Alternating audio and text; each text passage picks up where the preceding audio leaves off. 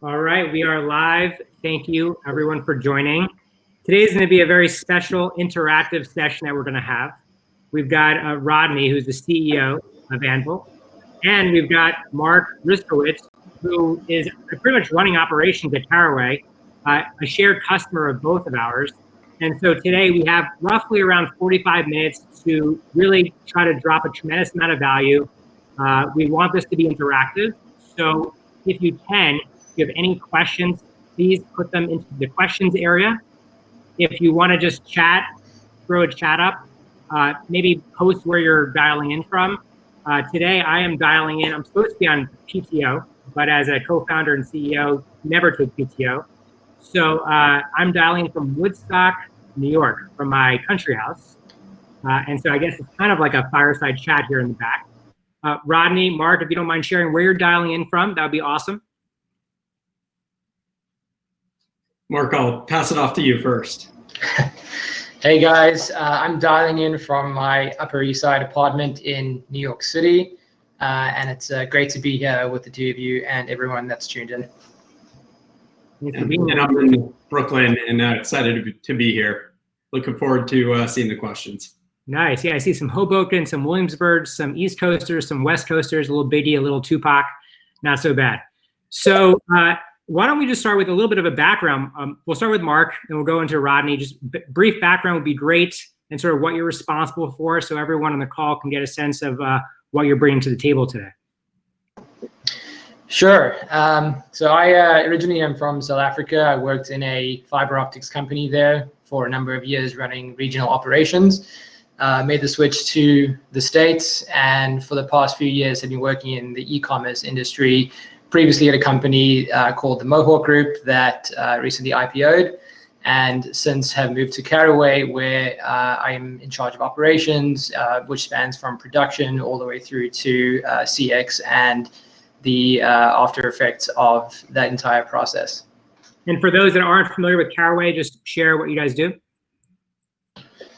Sure. So Caraway is a home goods company. We currently sell cookware. That's our primary product line. We launched in November of 2019, and so far have seen fantastic growth and awesome support throughout the past 10, 11 months journey.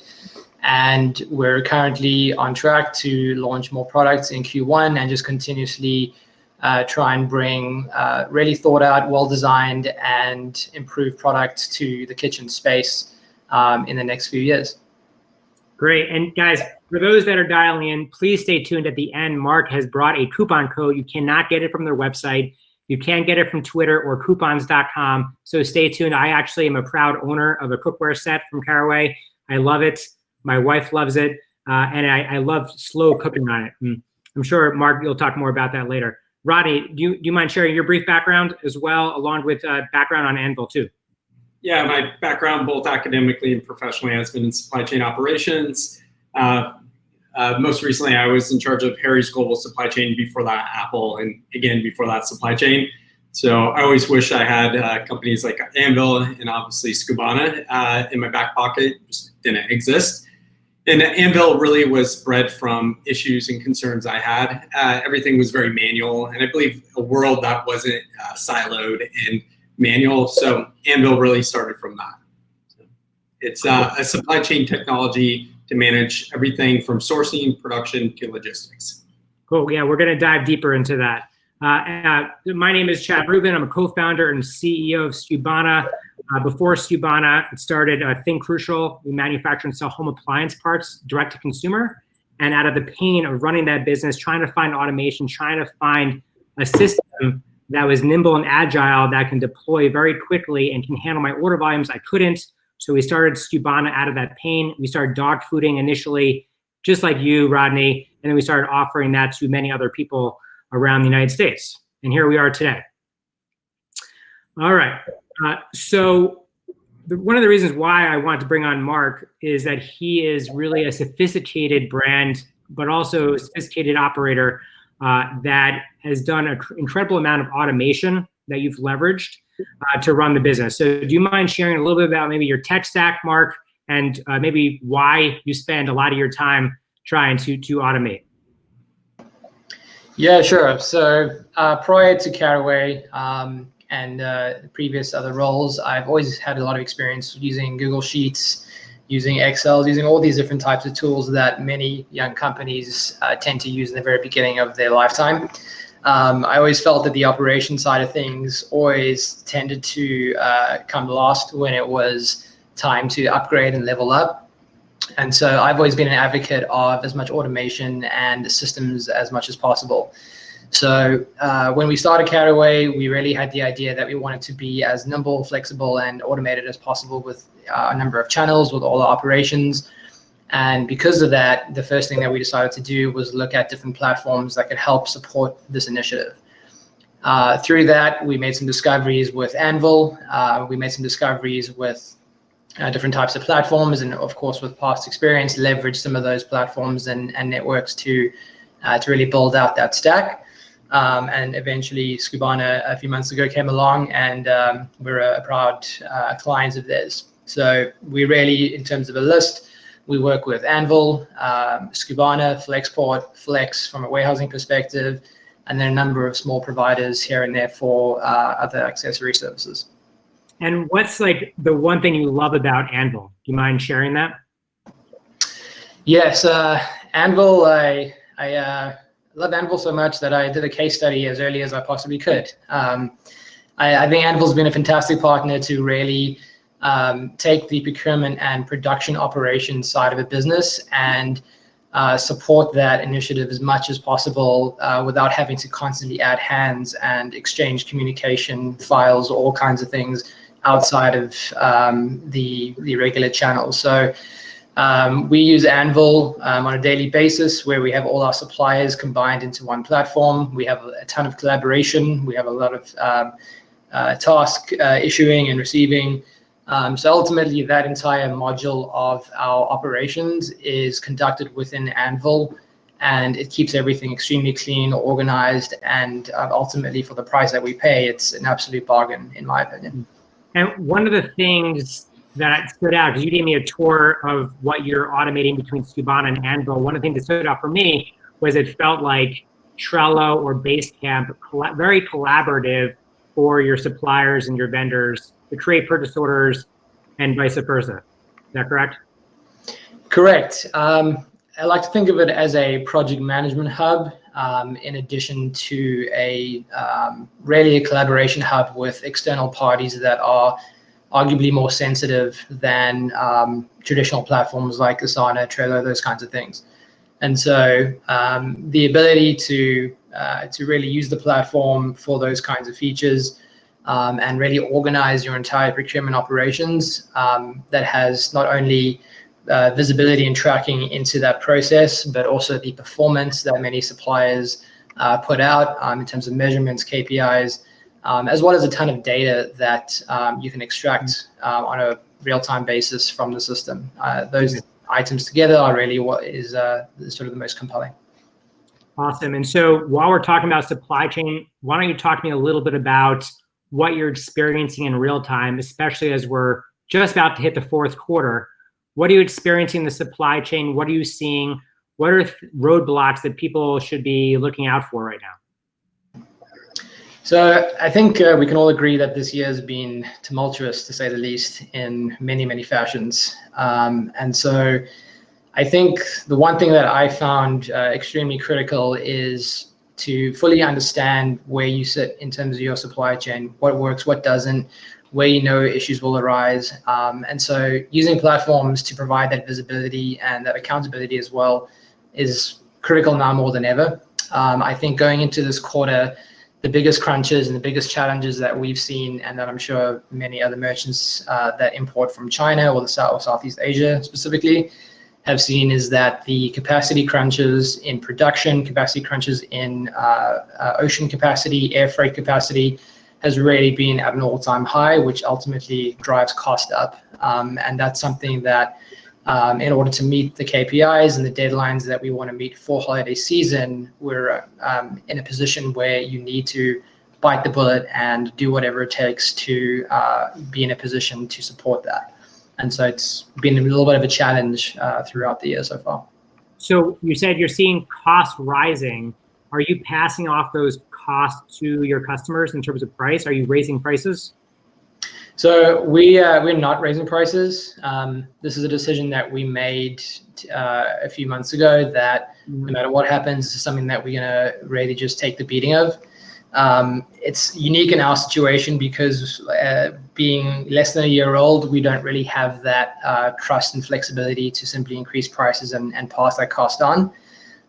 We also believe that the idea to pass that cost on is almost a reactive decision that most of the time can be planned for from a proactive perspective, which we've been able to mitigate from a large degree. Of course, there is some that we just can't offset, but ultimately we're going to take the hit for the holiday season and then hopefully next year just continue to drive it back down to basically where we were a few months ago. And Rodney, you have a chance to work with a lot of brands, obviously Caraway, just like us, along with many others. What are you seeing from the supply chain right now? Because you have a tremendous amount of data at your fingertips. You've got analytics in the platform as well. What are you seeing? Yeah, we're in 30 countries, thousands of suppliers. So data is something like we try to put in our DNA. We see a few things. If you haven't started shipping your products, you're probably behind the power curve. Ocean takes roughly 30 days. You're going to quickly go into air to get them into your maybe final assembly suppliers if they're here in the US or other locations. Then also, obviously, you need it in your distribution centers and retailers. But if you're looking at it, like even before this, China's lead times increased substantially. It was just mentioned about like logistics. Logistics costs went through the roof. Things are stabilizing now, but also with everyone trying to do last minute holiday, we want to try to get ahead of that. So are you seeing more people air shipping right now? Are you seeing just people buying excess inventory and putting them on containers so that anticipating like a COVID Christmas? Yeah, I think we work with a lot of direct-to-consumer companies, and I think they're being more hesitant to wait for the supply chain to rebound. So they're putting more inventory in their distribution center. They're not caring as much about working capital on average. Not every brand's the same, but that's at play. So they're increasing their safety stock in numbers that we haven't seen in the past. And Mark, are you still, I guess, bullish on continuing to buy from Southeast Asia? Are you looking for other sources right now, or are you content with what you have? Yeah, I think it depends really in the industry that you're in. In our particular case, home goods and specifically kitchen goods, we are the strong belief that in terms of the flexibility, the costs, and the variety that you want to bring in, there's no better place than Southeast Asia. We also know and have done many studies of if we were to shift that dynamic, for example, bring it into the US, that any ball game we play, that final cost to the consumer is going to increase rapidly.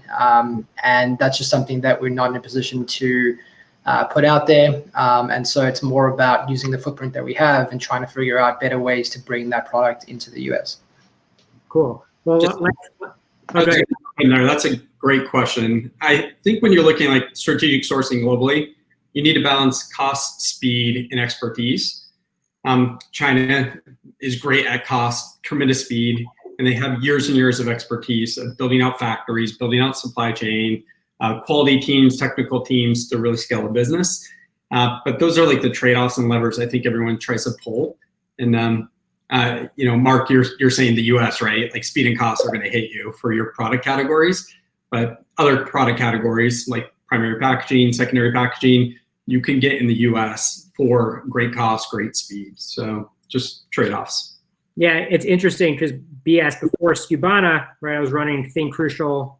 We sell home appliance parts, and there's a few things that happened where all the companies that made filters, vacuum filters and vacuum bags went out of business in America. So we don't even have that core competency here in the current moment. And the only place that has it is Southeast Asia. I haven't been able to find vacuum filters made in India or made in other parts of the world, unfortunately. So I'm really held to China in the current moment. And so for us, we're monitoring our velocity on Skubana on 7, 14, and 30-day periods across. We have 800 SKUs that we're managing monitoring that stock, making sure that we're accounting for any momentum that's happening, especially, God forbid, if there is a second spike that happens in the wintertime, we want to make sure that we're prepared this time.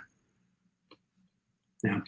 Mark, do you feel prepared with the inventory that you have here? Like, what are the things that you've seen? What, in terms of your vertical, have you seen or experienced a COVID impact? Yes, definitely. There's no doubt about it in the home goods space, and of course in kitchen specifically. More people than ever are cooking at home and have been for the past few months. So we really fell on the lucky side of that coin. And because of that, we've actually been struggling to keep supply up for quite some time. So we've ultimately run into a situation that, of course, is a better problem to have, where supply is just not as fast and as rapid as we need it to be for the demand that we've been seeing. But at the same time, we are figuring out different ways to convey those types of things. So, for example, back orders and pre-orders, interchangeable terms, we use that to really curb some of that demand and to try and still provide those services and those products to the customers without having to essentially push them away and really lose out on that acquisition that we've been working really hard to acquire. Can you drop any value or nuggets where you made some changes? I'll give you an example, right? Like for us, for Think Crucial, we have an FAQ page where a lot of people were asking a lot of questions. We had posted on this FAQ page also a cadence of when people would expect their items to get to them based on when they've ordered, because we were actually manufacturing vacuum bags. We pivoted from vacuum bags to face filters for masks with Headley and Bennett. We partnered with them on the West Coast. And so I'm wondering, is there anything that you've implemented because of this shift that you can share with those that you've seen work operationally or even on the front end of your store? Yeah, definitely. I think this is really a critical point you touched on, is that ultimately, at the end of the day, it's about what message we convey to our customers and what any merchant should be conveying to customers. And to have that insight and visibility, you need to have a full idea and understanding of where your product is, when it's going to get there, what are the possible delays and risks involved in meeting those expectations.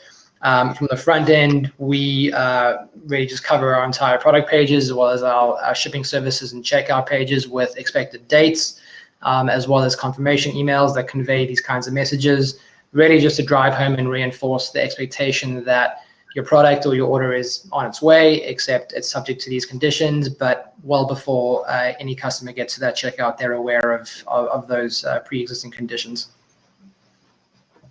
How about you, Rodney? Anything that you've changed in your business? It's a software business, but anything you've seen brands maybe change or you've changed yourself that you can share with people listening?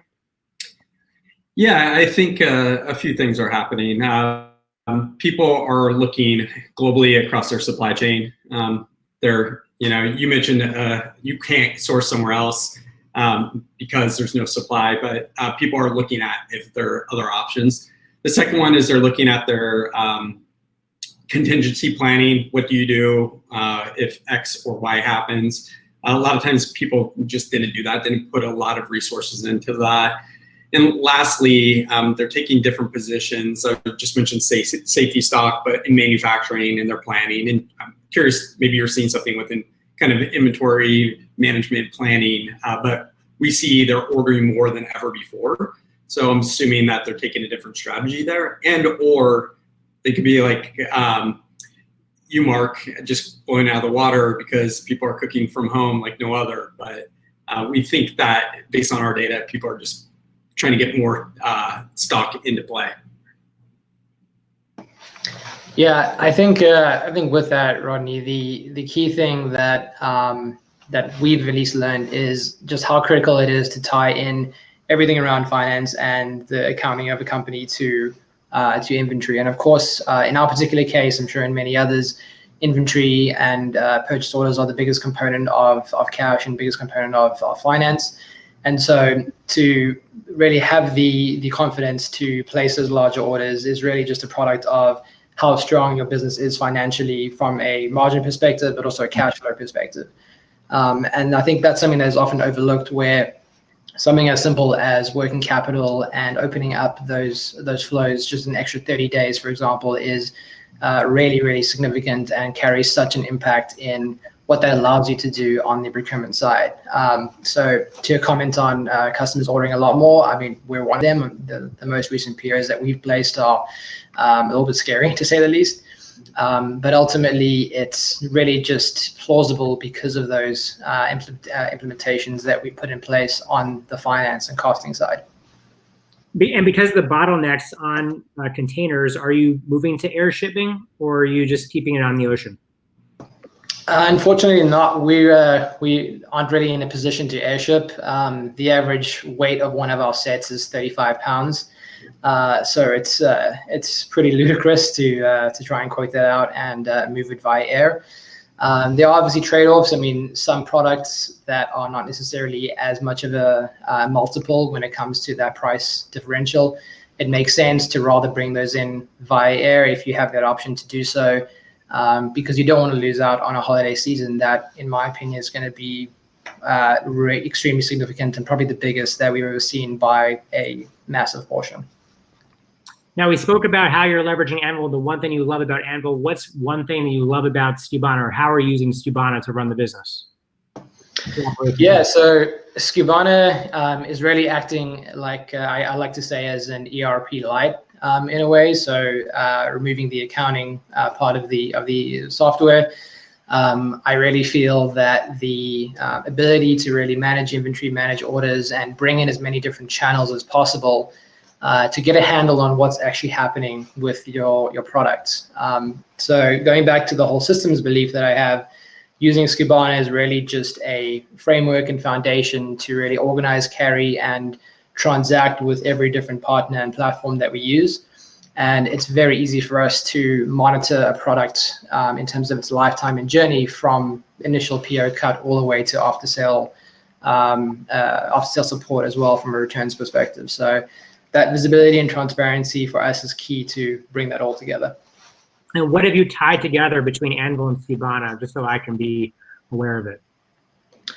So tied together, we've done the parts component, so SKUs, simply whatever parts exist in Skubana exist in Anvil.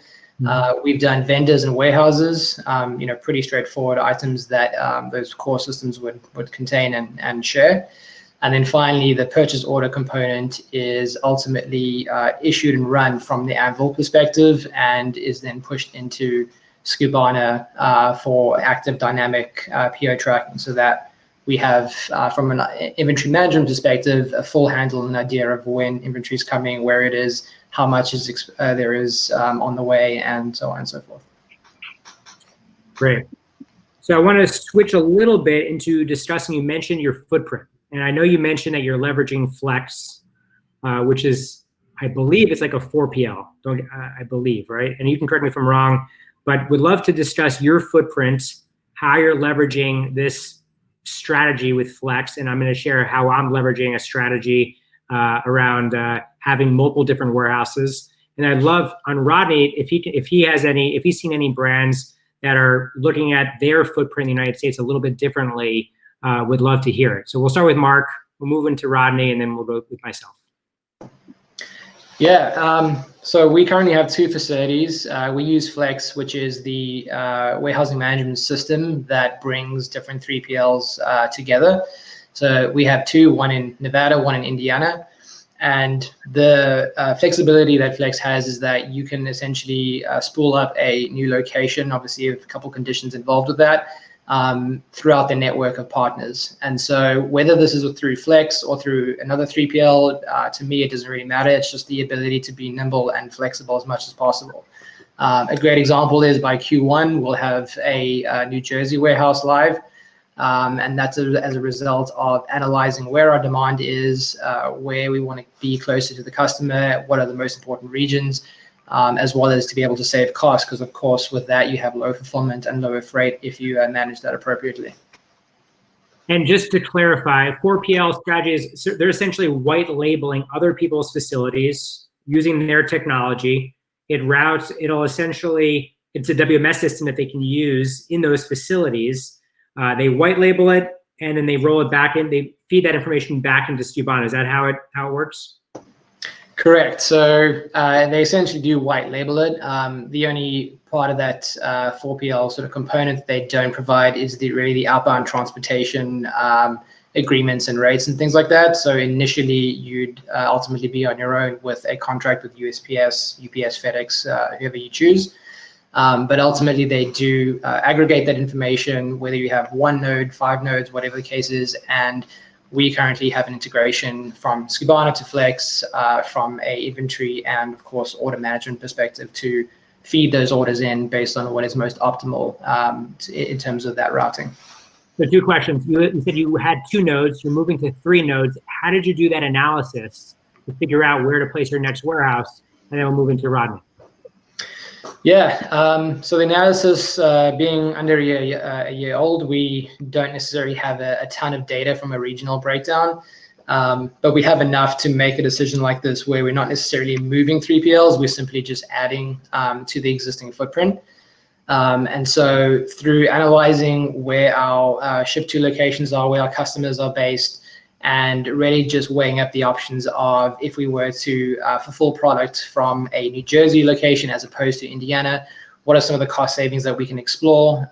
Same with the freight side of things, is that if you take freight through the Panama Canal to the East Coast, it's a lot cheaper than bringing it to the West Coast and railing it through. So ultimately, it's a mixture of a cost-saving mechanism as well as just being closer to our consumers so that they get their product a lot quicker. Great. Rodney, have you seen anything on your side from brands?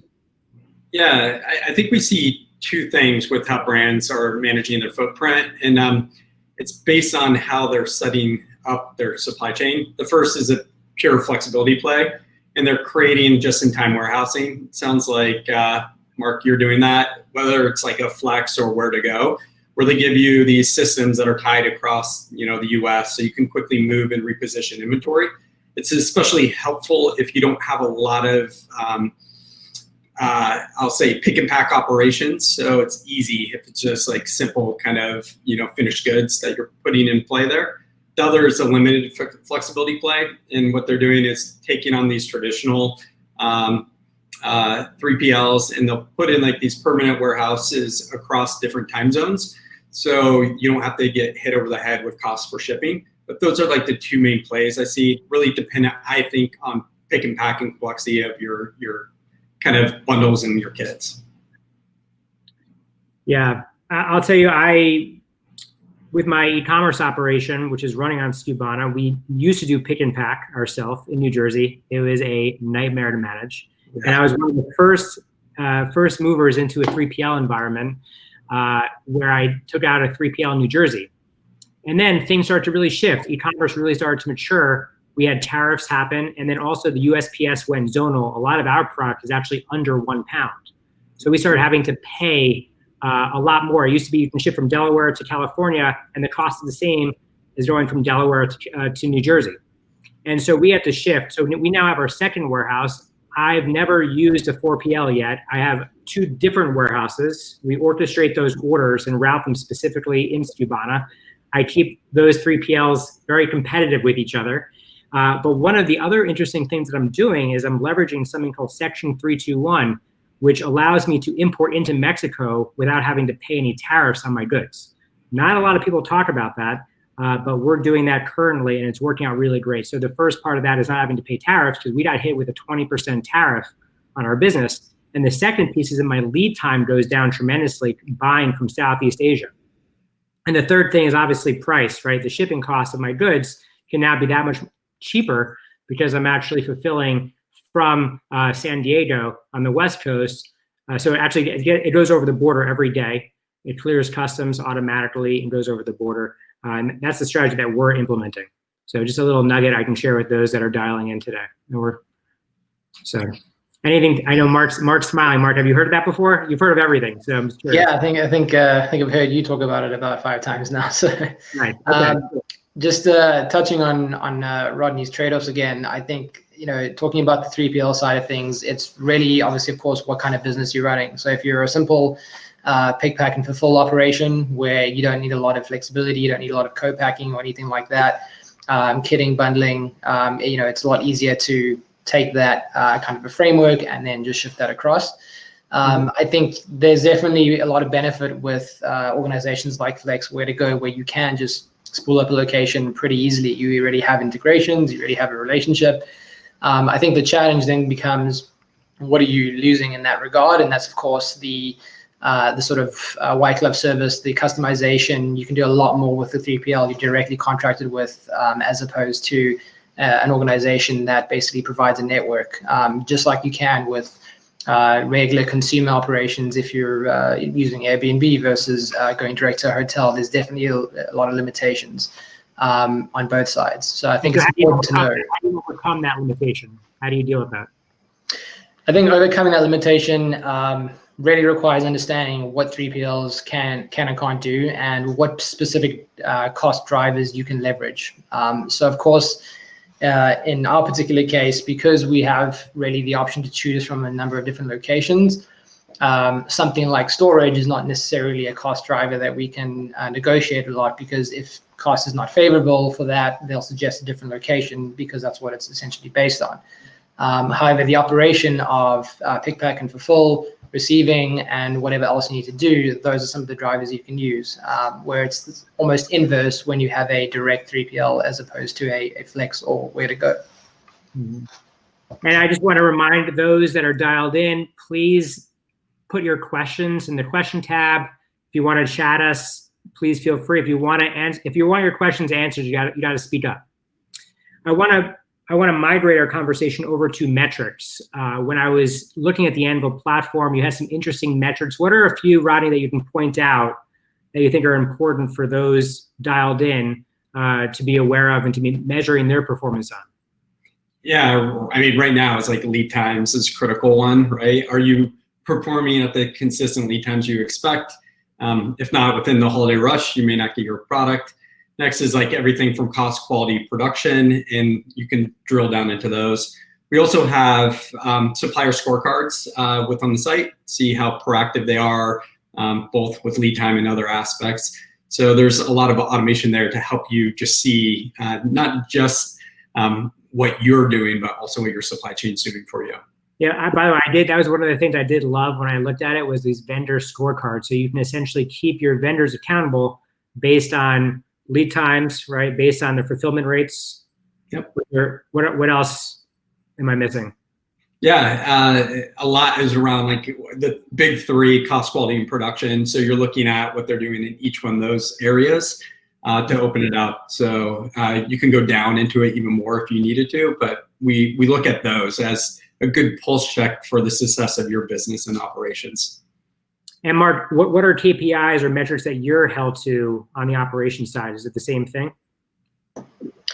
Yeah, it's definitely the same thing. I mean, some of the key components that we've been looking at is really from whether our suppliers are keeping to their projected cargo ready dates, as well as what the timeline between PO issuance to that final date is. So using a scorecard like that, it's simply taking something that you would do by yourself through using a Google Sheets or Excel workbook, and taking the time to try to figure that out. Whereas using those kind of features helps you get that answer pretty quickly, and lets you act on that a lot sooner than you otherwise would want to do.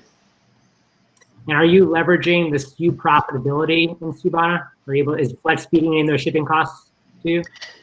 At this point, not right now. We ourselves are trying to really ensure that every piece of the sort of COGS pie is getting into Skubana. It's a little bit difficult because of the inputs where we need to extract them from. We do want to eventually get to that point, but again, that's more of a limitation on what some of the external systems can do. So in Flex's case, I mentioned that there are trade-offs. There's certain limitations in terms of what information you can extract from their systems and their APIs. So again, it's about that balance of what's more important to you as a business. And so I know that you are all about integrations and automation. What are some technology gaps that you're trying to solve for? And you may not be solving for them now because the fourth quarter is here. But what does the future look like for you at Caraway? What are you working on? So we're really trying to extrapolate our operations, our channels as much as possible. We're trying to get to a point where we don't need to keep throwing people at problems to try and find those solutions. So anything that really takes a certain amount of time. Will from Data Automation on their previous webinar mentioned that if you're doing something repetitively, more than 50 minutes a day, it can probably be automated, and those are the kinds of things that we want to put in place. So a great example that we're working on right now is the automation of material from Skubana to another platform. And what I mean by that is for our channels, we need to put in custom packing slips, branding material, things like that. And so automating that piece when we submit those orders is extremely crucial, as it takes a lot of time away from our operations team to focus on more important matters. And Rodney, are you seeing any gaps that you're trying to solve for in the future, or you're seeing brands trying to solve for in the current moment? Yeah, I think a few things, what we're trying to solve for. The first is, I know the question was about AI and intelligence, but it's production scanning what's happening in your production, seeing what's happening not just with your business, but across a collective network, and providing insights and information to help you. The second one, I'll say a financial scan. So you should be able to do a two-way and a three-way match the PO to the invoice, match those to your receiver, so cleanly you're paying for what you should pay for. And then lastly, it's like doing reporting saying what are the risks you're seeing today, but what risks could actually happen. So we see those as big gaps, and those are ones we're addressing internally. I just saw something come in the chat. Looks like it's not a question, it's just a value add. Thank you, Patrick. Oh, there was a question that just popped in. Let's check it out. Do you find it more cost-effective to import goods to Mexico or Canada and fulfill it from there to North America customers versus ship DTC from China for goods under $800? So I guess that's referring to the Section 321 rule, right? So Section 321 is the idea that you can be importing into Mexico or Canada tariff-free, and then as long as it's under $800, under that limit, going direct to a customer, to a direct-to-consumer order, you don't have to pay taxes on that order. So I'm not actually familiar with shipping goods directly from China to the customer. I'm more familiar with, like I said, what we're leveraging with Mexico. But Canada, you can get goods in Toronto and Mexico at the same time. You can actually do both, right? As long as you have the right tech stack in place, Gennady, you can do both simultaneously. Although we do have a client that was able to pivot really quickly. They're actually on the call, and ship directly from Hong Kong to the customer, and that's Tushy. I'm happy to make an intro. He can be super helpful and valuable in that, as a guide for you. Okay. Any other questions? Please put them in the question tab. Please, we have only a couple more minutes. I want to make sure that everyone's maximizing their value on this call today. Gennady said it would be great to get that intro. I'll line that up for you, no problem. Just email me at chat@Skubana, and I'll make it happen. How about resources, Mark? So you are talking to D2C brands all the time. Seems like you have a very wide Rolodex where you're extremely connected. Where are you learning your strategies, your tactics? Walk me through what that looks like. Sure. So I personally take the opinion that the technology and the creativity that we're seeing in the space and supply chain specifically is really growing exponentially. And so in order to keep up, you really need to really segment the time as an operations professional to network, to research, to really just leverage as much of your knowledge base and your connections as possible to constantly learn and adapt and figure out what's best for your business. So I think that what I found success in is really from a social aspect. Of course, now there's a few limitations, but everyone does it on Zoom, is to just keep in touch and engage with other types of companies that are in a similar space. So for example, importing from China, whether it's large pots and pans or whether it's small pieces of clothing, the whole idea and the framework is pretty similar. And I think that speaking to different companies, speaking to folks that are in that space, whether it be partners such as yourselves, these webinars, or just leveraging a network. I think that's the best way to really just stay up to speed and find these new cool ideas that we can all leverage. Rodney, how about you? Where are you tapping knowledge? Where are you finding it very valuable for yourself to grow your business, but also for your clients to grow as well? Yeah, I think it's a fewfold. Obviously, with brands, we try to be super close with them, hear what they like, what they don't like, what they're seeing. It's invaluable, like information. The other is just experts, whether or not there are brands. We have a pretty tight network of chief supply chain officers, COOs from both global, Fortune 100 companies on down. So those two mixed together have been extremely helpful to understanding what's changing in supply chain, what's the future, where are things going, what do they wish they had. So we get a lot of information like that. One of the things I recently got into was Twitter, and I've been going down that rabbit hole I'm a leecher on Twitter. I don't really contribute much, but I do a lot of reading on Twitter, following all different types of personalities. And one guy I recently started following, his name is Naval, Naval, and he's sort of like a business philosopher. And he just actually launched a book of all his tweets that I find to be really interesting. But a lot of learning doesn't even happen in the same industry; it happens in outside of industry, which I always find fascinating. The other thing I wanted to share is, especially right now, we crave human connection more than ever. That's why we have these webinars. We've increased our webinar frequency 150% since COVID. Part of that is because we want to make sure that we're constantly keeping our community inspired and active and learning. And the other piece is we're always trying to build a community and building an audience. So Gina can put into the chat here, we have a Run D2C Slack where operators of D2C brands can collaborate and speak in a confidential manner, but also just learn from each other. I think that's really one of the most important pieces of e-commerce, because what you learn in e-commerce expires after 3 to 6 months. Because there's a short window of opportunity. I was just on a webinar yesterday, and we were talking about Google product listing ads are now free of any fees. And I don't know, Mark, are you using them right now? Or have you checked it out? To be honest, Chad, I'm not going to pretend like I know the answer to that. I'm going to have to defer to my growth expert, because that's one of the areas I don't keep up to speed in. But I imagine so, yes. All right, well, let's actually focus on an interesting part of your background before we go. So you came from a brand called Mohawk, right? Mohawk Group. They were the first public company, right? That was an Amazon brand. Is that correct?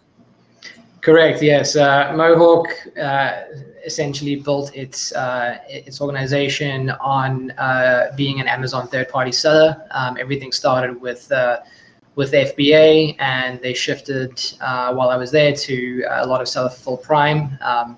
Amazon was their primary channel. It still is today, and they essentially built a strong enough business where they could go public and launch an IPO from that. And since then, they've obviously made a lot of changes. They also leveraged the network Flex and almost run their own sort of FBA kind of a model. But it just goes to show that as a seller on Amazon, if you know how to really just set up your operation, you could really take that and build it into a really large organization. That is fascinating. What a great story. And now you're at Caraway, and Caraway hasn't actually embraced the marketplace channels, correct? We've done less of the marketplace, more of the boutique. So as of today, we sell on some of the retailers' websites, some of the .coms such as West Elm, Crate and Barrel, a few of those organizations. We're talking to a few more at this point. And ultimately, our belief is not necessarily putting too many of our eggs into one basket. We do want to diversify. We already have so far within a year. And we want to just continue to get as much coverage as possible to manage risk, but also to engage with as many cohorts of customers as possible, as not everybody shops in the same place. Cool. All right, so let's wrap it up. We're just hitting 2:45. If anybody has any remaining questions, please drop them in, put them in the chat. Maybe you guys can just share maybe a takeaway that you can leave the audience with, along with what's the best way that they can reach you. Sure, I'll go first. Yeah, I think one of the takeaways that I can put out there is that in order to identify what kind of systems, what kind of processes work best for your organization, I think being in the weeds of those different operations is absolutely key. I wouldn't have chosen Anvil and Skubana if I didn't spend months or years working with spreadsheets, working with manual uploads, manual orders, data management, those kinds of things. So I think once you have a handle on what it is that really goes on in the intricacies of your operation, you are then the best person to really create that solution and partner with whatever system you choose to. That's probably the best piece I can provide. In terms of contacting me, my LinkedIn page is probably the best way. I think Gina put it in the chat. Always happy to network, always happy to chat with folks. So reach out to me on there if you'd like to hear more. Great.